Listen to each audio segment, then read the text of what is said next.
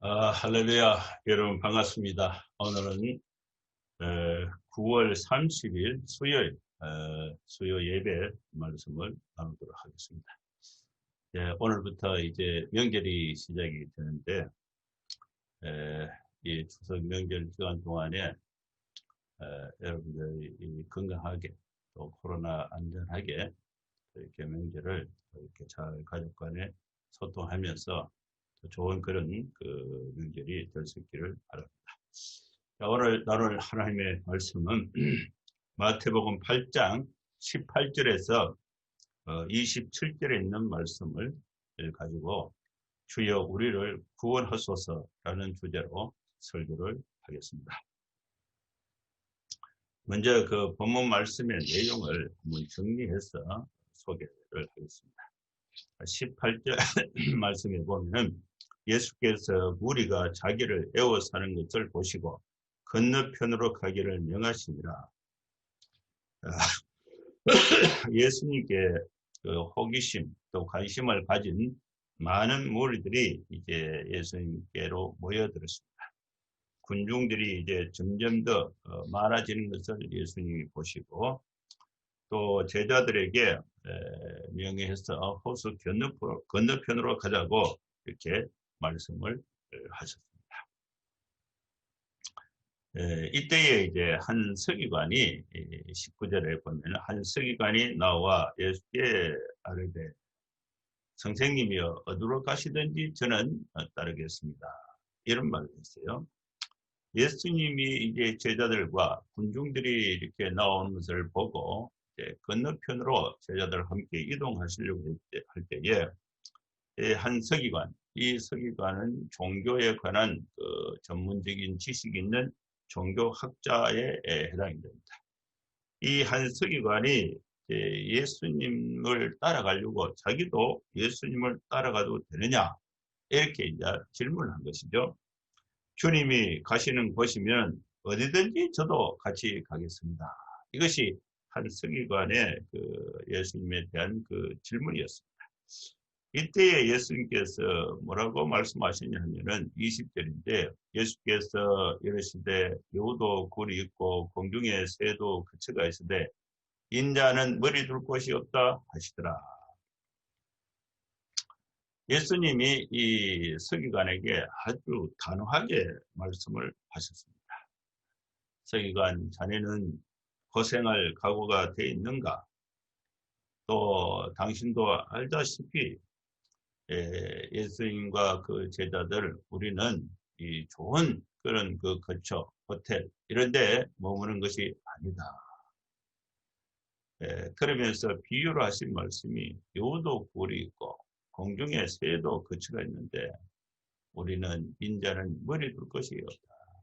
그러면 나를 따르려고 하면은 네가 가진 모든 것을 다 버리고 또 전적으로 따를 그런 준비, 각오가 되어 있지 않고는 고생길이 뻔한데 왜 이렇게 따라오려고 하느냐, 그런 각오가 되어 있느냐 이렇게 질문을 했다고 볼 수가 있습니다. 이 말을 듣고 또 다른 제자 21절에 제자 중에 또 한 사람이 이건 누군지는 몰라요. 제자 중에 또 한 사람이 이르되 주여 내가 먼저 가서 내 아버지를 장사하게 허락하옵소서. 이 또 다른 이 제자, 이 추종자가 예수님께 와서 주님 조금만 하루나 이틀 정도 시간의 여유를 기다려 주시면은 제 아버지 장례식을 먼저 치르고 예수님을 따르겠습니다. 이렇게 이제 또 얘기를 했어요. 이때에 예수님께서 대답하신 것이 22절입니다. 예수께서 이르시되 죽은 자들이 그들의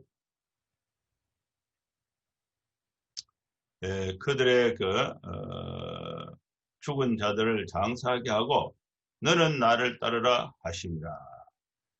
예수님의 대답은 이 죽은 자들이 그들의 죽은 자들을 장사하게 하고 너는 나를 따르라 이렇게 말씀하신 거예요. 이 말씀은 이 한 제자가 예수님을 따르겠다는 것을 거절한 말씀이 됩니다. 그래서 뭐라고 말씀하시냐? 중요한 걸 먼저 해야 된다. 자네가 신경 써야 할 것은 살아있는 거지 죽음 때문에 살아있는 것을 따르지 않는다는 것은 그 방향이 잘못된 것이다. 그래서 생명을 따라야 된다. 이렇게 이제 말씀하신 거로 볼 수가 있습니다. 이 말씀을 이제 하시고 제자들과 함께 배에 오르습니다. 23절이죠. 배에 오르심에 제자들도 함께 배에 이제 타게 되었습니다. 그러니까 배를 타고 이제 건너편으로 이동하시는데 그 항해가 그렇게 순탄하지는 못했습니다. 왜냐하면 그 바람이 불고 또 풍랑이 일어나서 배가 위험에 처하게 됐는데 그 말씀이 이제 24절에 있습니다. 바다에 큰 노을이 일어나 배가 물결에 뒤피게 되었을 때 예수께서는 주무시는지라.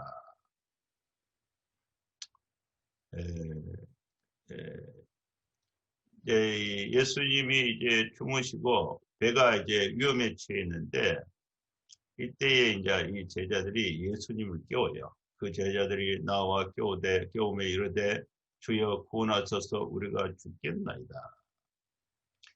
예수님께서 배에 타시고 또 제자들도 함께 배에 올라탔습니다.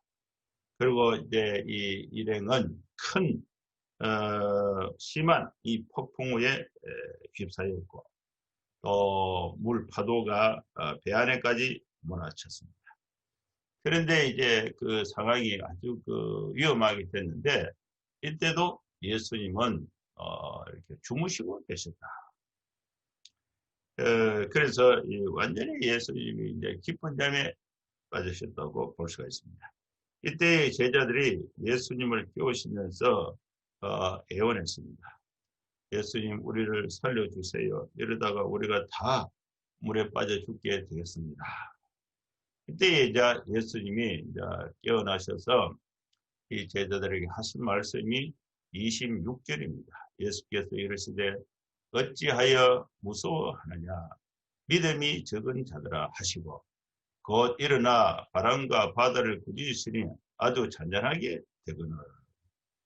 예수님은 제자들도 꾸짖으시고 또 바람도 꾸짖었습니다. 너희들 정말 겁쟁이구나. 이렇게 간이 이렇게 적어서 믿음이 적어서 어떻게 살아갈 수 있겠는가. 그러면서 예수님께서 일어나셔서 바람에게 조용히 하라고 조용히 하라고 또 바다에게 잠잠하라고 또 꾸짖었습니다. 그래서 바람과 바다도 꾸짖으시고 그러니까 이 바다가 조용하게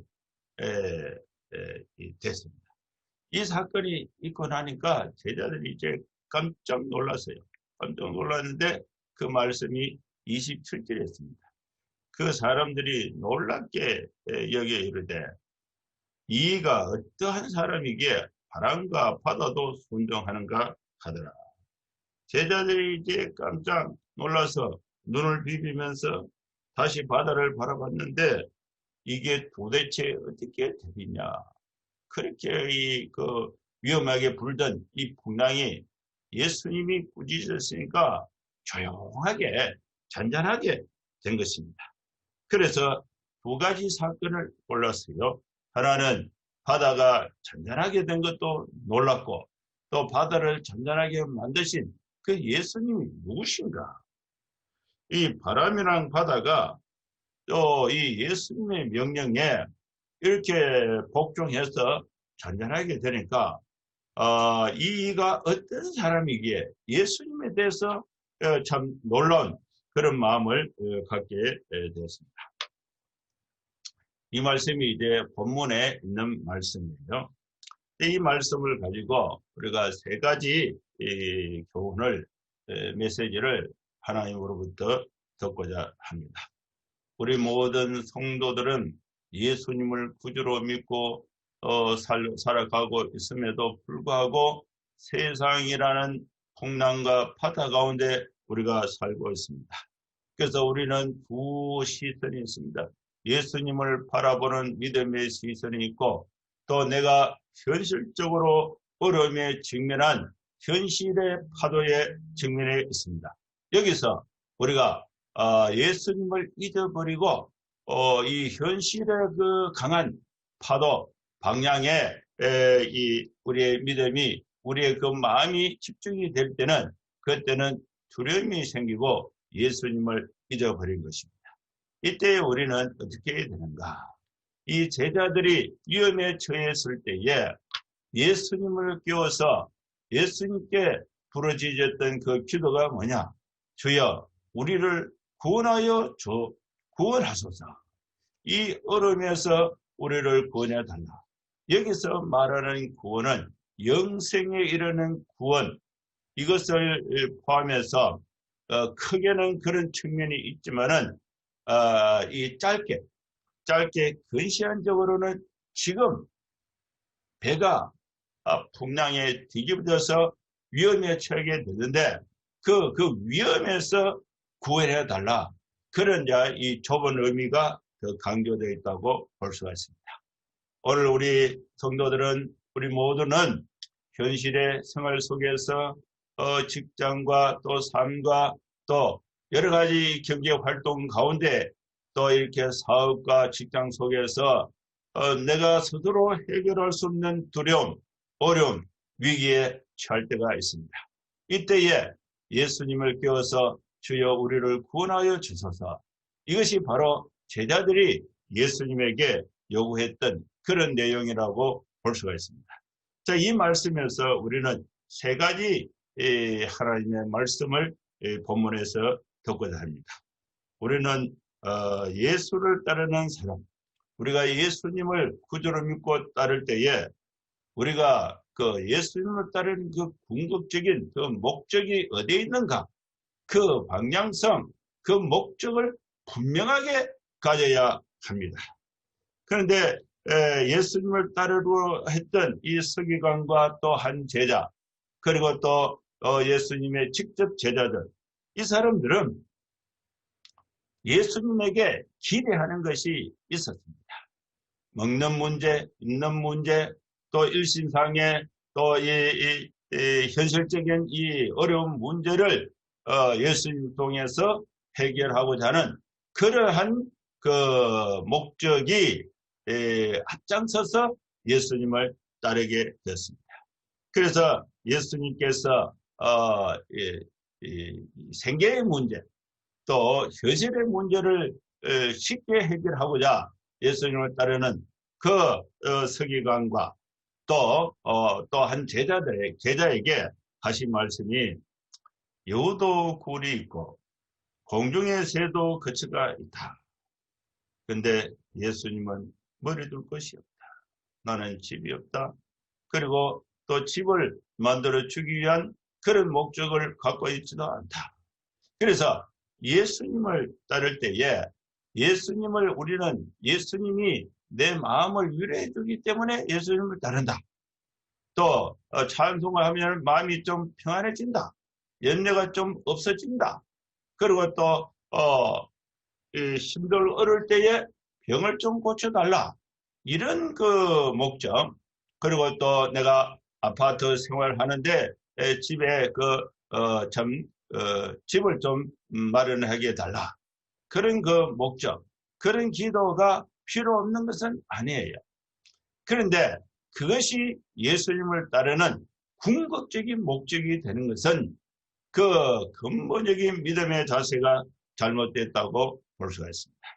그래서 예수님께서 하신 말씀이 여우도 굴이 있고 공중의 새도 거처가 있을 때 인자는 머리 둘 곳이 없다.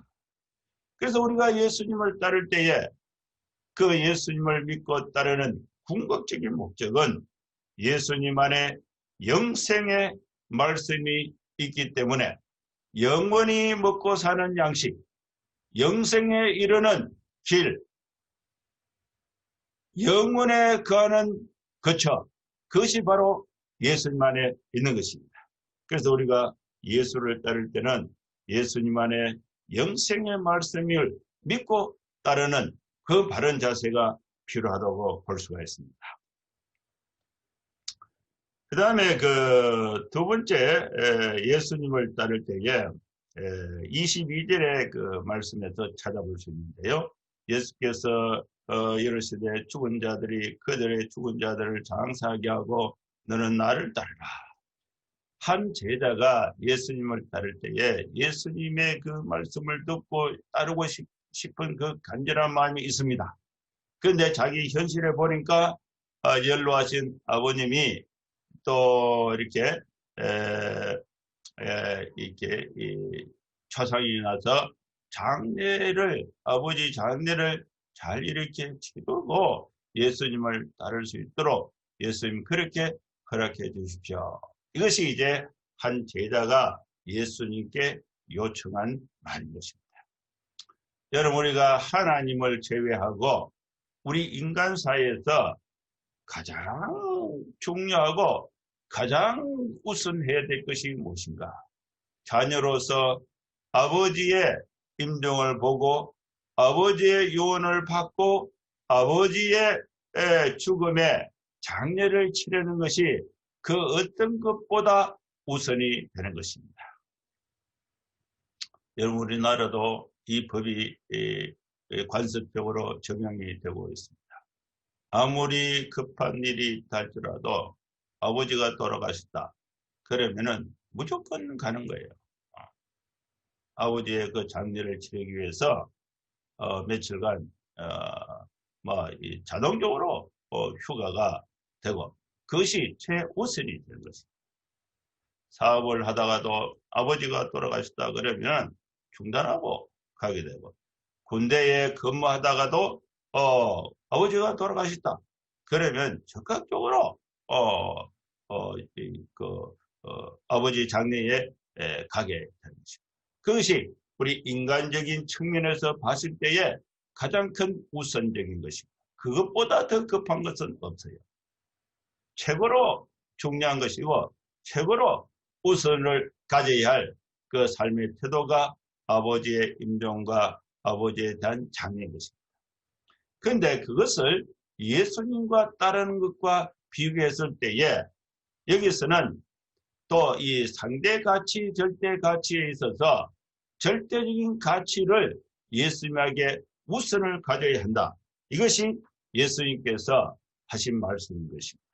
그래서 제자 중에 한 사람이 아버지 장례를 마치고 예수님을 따르겠습니다. 이때에 예수님이 하신 말씀은 아버지 장례하고 또 예수님을 따르는 것하고 그것을 비교할 수 있는 이 같은 이 비교의 대상이 되지 않는 상황이 전혀 다른 절대 가치에 예수님을 따르는데 둬야 한다. 그래서 예수를 따르는 자는 절대 우선해야 한다. 이것이 예수님의 가르침인 것입니다. 죽은 사람들이 장례하게 하고 너는 나를 따르라 이 말씀을 하신 것입니다. 그래서 예수님은 중요한 것을 먼저 해야 한다. 우리가 아버지의 장례를 먼저 치러야 한다. 예수님 따른 것과 이것은 비교 대상이 되는 게 아니에요. 그리고 우리는 죽음을 따르는 것이 아니라 영생의 말씀이 예수님에게 있습니다. 생명을 따르는 것이 예수님을 따르는 것이 되는 것입니다. 그 다음에 세 번째는 믿음을 가져야 합니다.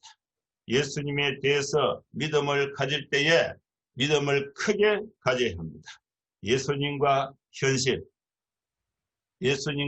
현실을 비교했을 때에 현실이 더 크게 느껴지면은 믿음이 없는 것입니다. 그런데 현실의 위험이 당장 그 풍랑이 일어나서 죽을 만큼 위급한 상황이 있다 할지라도 그 믿음을 예수님께 두면은 구원에 이르게 되는 것입니다. 그래서 무게중심, 믿음의 중심을 우리 삶의 현장에 두는 것이 아니라 예수님께 두는 것이 중요한 것입니다. 그래서 예수님께서 어찌하여 무서워하느냐? 믿음이 적은 자들아, 믿음이 작은 자들아. 믿음은 두 종류가 있습니다. 믿음이 큰 자가 있고 믿음이 작은 자가 있습니다. 처음부터 믿음이 크게 되지는 않습니다. 작은 믿음이 예수님을 구주로 영접하면 영적인 갓난아이와 같아요.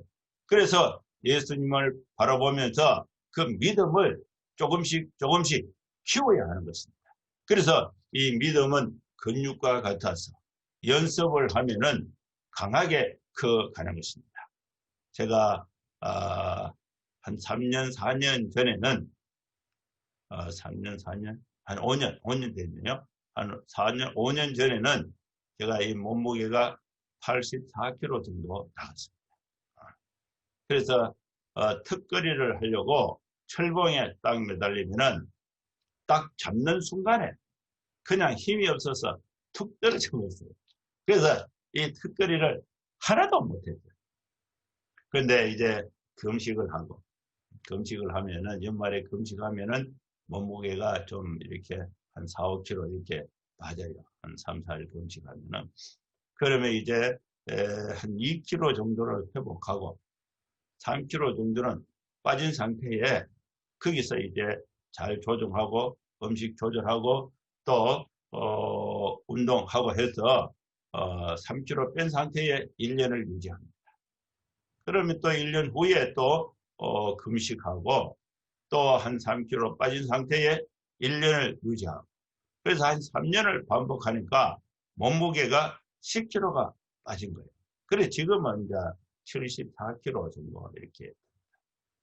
그리고 또 이게 뭐 맨발 걷기도 하고 이제 운동을 이렇게 아침에 또 새벽 일찍 조금씩 하고 그 다음에 우리 아파트 안에 있는 그 철봉이 있는데 거기에 이제 턱걸이를 조금씩 이렇게 하니까 이 근육이 이렇게 늘어나서 지금은 턱걸이를 7개 합니다. 7개. 대단하게 늘었어요. 그리고 좀 쉬었다가 또 하고 좀 쉬었다가 또 하고 그러면 이제 하루에 한 20개 정도 이렇게 턱걸이를 합니다. 그래서 이 운동은 근육은 연습을 하면은 강하게 되는 거예요. 믿음이 가만히 있는데 커지는 것이 아니에요. 믿음은 근육과 같아서 연습을 하면은 믿음이 강하게 되는 것입니다. 여러분 우리가 예수님을 믿는 믿음 그 기도를 가지고 또 도전하고 또 도전하고 또 도전하고 또 조금씩 그 믿음을 키워가면은 그 믿음이 강하게 되고 그 믿음이 크게 되는 것입니다. 그래서 예수님께서 너희에게 믿음이 적은 자들아 어찌하여 무서워하느냐. 여러분 우리가 믿음이 적다 믿음이 크다를 자가 진단을 스스로 진단할 수 있는 그런 그 기준이 뭐냐. 여러분 우리가 현실적인 문제에 직면했을 때에 마음에 두려움이 있다. 그러면 믿음이 적은 거예요. 또 갑자기 어려움이 생겼는데 마음에 두려움이 있다. 두려워하는 마음이 생긴다. 그러면 믿음이 적은 것으로 자기 진단을 하면 되는 것입니다. 그때에 이제 예수님의 전능하신 능력을 바라보고 이 현실의 어려움을 이겨나가는 것이 믿음을 키우는 것입니다. 이때에 믿음이 적었던 이 제자들이 예수님을 바라보고 믿음을 키울 때에 그 제자들의 그 기도가 무엇이냐. 주여 우리가 죽겠나이다. 주여 우리가 죽게 되었습니다. 현실을 보니까 이제 감당할 수 없는 그 위협에 죽게 되었습니다. 주여 우리를 구원하여 주옵소서. 죽게 되는 그 위험과 또 우리를 구원해 주실 수 있다는 그 예수님을 바라보고 주여 우리를 구원하여 주옵소서. 여기서 이제 믿음이 조금씩 크게 되는 것입니다. 작은 믿음이 크게 되는 그 과정이 현실과 예수님을 바라보고 현실의 문제를 예수님께 맡겨서 주여 우리가 죽게 되었습니다. 주여 우리를 구원하여 주옵소서. 이렇게 하면서 예수님의 말씀을 따라서 예수님의 행하심과 예수님의 말씀을 따라서 거기서 이제 믿음을 키우게 되는 것입니다. 이때에 예수님께서 어찌하여 무서워하느냐? 믿음이 적은 자들아. 그래서 예수님께서 일어나셔서 바람과 바다를 꾸짖으시니 아주 잔잔하게 됐습니다. 여기서 이제 그 사람들, 이 제자들이 놀랍게 여겨서 예수님이 어떤 분이신가? 바람과 바다도 순종하는가 하더라. 이러면서 예수님의 능력이 이제 자연을 통치하시는 하나님으로서의 믿음을 제자들이 거기서 키우게 되는 것입니다.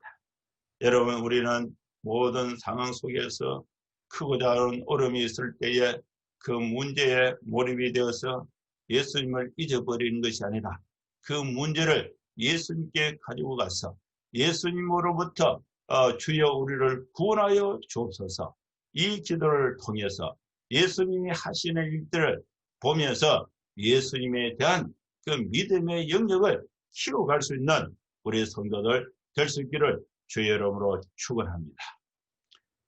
이제 한번 기도하겠습니다. 거룩하신 하나님 아버지, 우리는 현실 속에서 내가 도저히 감당할 수 없는 어려움에 처했을 때에 두려움이 생기고 이것을 어떻게 해결할 것인가에 대한 그런 두려움이 앞서게 됩니다.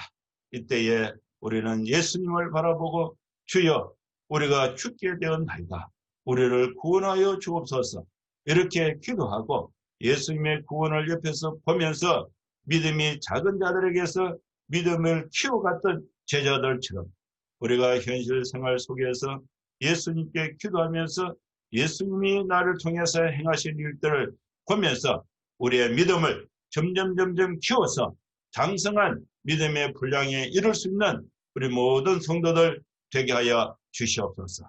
예수님의 이름으로 기도하옵나이다. 아멘. 네, 여러분 감사합니다. 명절 이렇게 잘 보내시고 또 다음 주에 또 뵙도록 하겠습니다.